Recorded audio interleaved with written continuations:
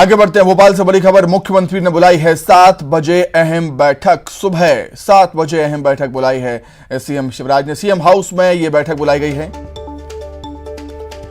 भोपाल में school bus में हुए रेप की घटना पर अधिकारियों को तलब किया है। डीजीपी सहित भोपाल जिला प्रशासन के आला अधिकारी मौजूद रहेंगे। अब तक हुई कार्रवाई की जानकारी लेने के साथ आगामी दिशा निर्देश देंगे। 7 बजे की बैठक में धार जिला प्रशासन और इंदौर कमिश्नर आईजी को बुलाया गया है। धार में एसडीएम शराब माफिया विवाद पर मुख्यमंत्री ने संज्ञान लिया है। धार मामले में दे सकते हैं कड़ी कार्रवाई के निर्देश।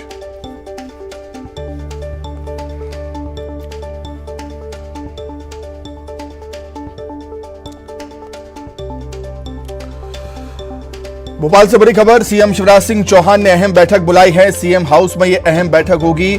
भोपाल में स्कूल बस में जो बच्ची के साथ घटना हुई थी, अश्लील हरकत हुई थी, उस घटना पर अधिकारियों को तलब किया है सीएम शिवराज ने। डीजीपी सहित भोपाल जिला प्रशासन के आला अधिकारी इस बैठक में मौजूद रहेंगे। अब तक हुई कार्रवाई की जानकारी लेने के साथ ही आगामी दिशा निर्देश देंगे सीएम शिवराज।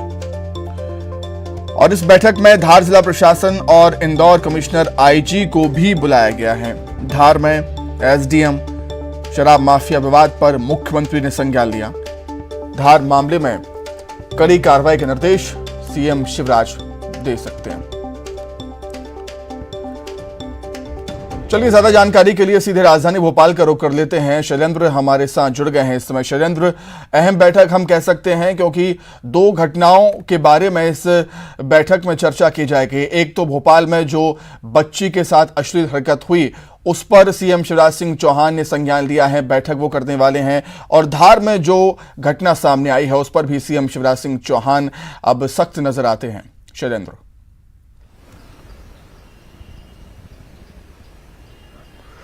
देखिए, बिल्कुल आपने ठीक कहा सुमित कि जिस तरीके से विपक्ष महिला अपराधों को लेकर लगातार सत्ता पक्ष पर हमलावर रहता है और वर्तमान में सदन भी चल रहा है, और ऐसे में सदन में कई तरह के सवाल जवाब भी हो सकते हो। इसके लिए बहुत आवश्यक हो जाता है कि जो घटनाएं मध्य प्रदेश में हुई हैं उनसे कुछ सीख ली जाए और उनके बारे में ये पता किया जाए कि आखिर उन घटनाक्रमों में क्या हुआ और प्रशासन के द्वारा क्या कार्रवाई की गई। यही कारण है कि आज सुबह सुबह ही मुख्यमंत्री शिवराज सिंह चौहान ने अधिकारियों को तलब किया है, क्योंकि बिल्लाबोंग स्कूल का जो घटनाक्रम है वो वास्तव में मानवता को शर्मसार कर देने वाला घटनाक्रम है। जिस तरीके से 3 साल की मासूम के साथ अश्लीलता का जो आरोप है वो उसके स्कूल के ही ड्राइवर, और सबसे बड़ी बात है कि जिस समय ये घटनाक्रम हुआ उस समय आया भी साथ में थी, उस समय ये पूरा घटनाक्रम हुआ।